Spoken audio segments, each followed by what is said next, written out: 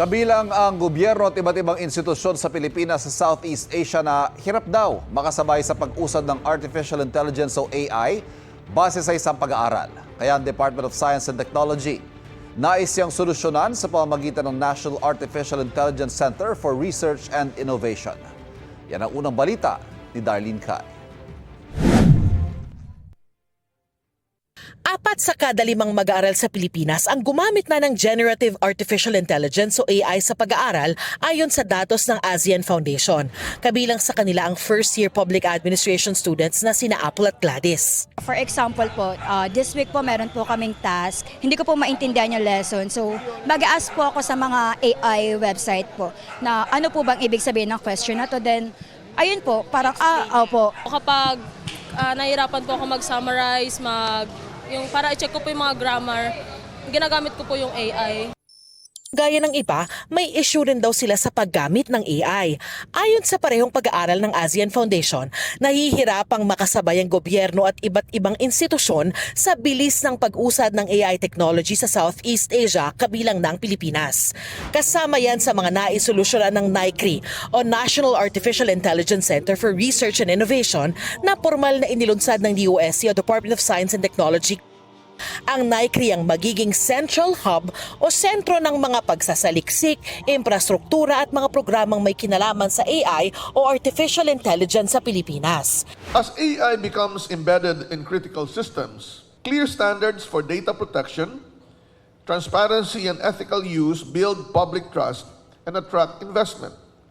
NICRI will help harmonize policies across government and align our frameworks with global best practices. Ilan sa AI platforms na ginagamit na sa bansa ay nakatutulong sa edukasyon, weather forecasting, disease surveillance at disaster preparedness. Collaboration po talaga yung magiging outcome nito, and we're very excited to work closely with other government agencies to represent One AI for the Philippines, for sure. Now, within the Department of Education, there's also offices there that really look into not just building of AI systems to improve education service delivery, meron din po tayong efforts talaga to look into the curriculum.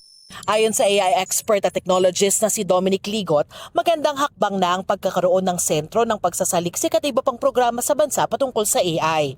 Pero may mga dapat daw pagtuunan ng pansin ng pamahalaan. We can improve pa yung investment ng Philippine government into AI. We broaden yung number one, yung knowledge natin, at saka yung infrastructure. May mga tao ba tayo who can develop these tools and use these tools? Sa infra naman, ang AI kasi kailangan yan. Meron kang high performance computing, may data centers ka. Yeah. And in the first place, yung connectivity pa nga natin is still parang di pa fully achieved.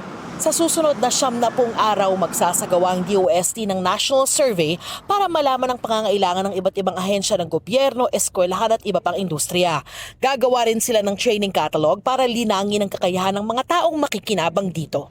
AI is not the answer to all the problems. AI is a tool, and this is only to help humans to be more precise, to decide more informed decisions, to help in policy making, to help in our everyday lives. Ito ang unang balita. Darlene Kai para sa GMA Integrated News.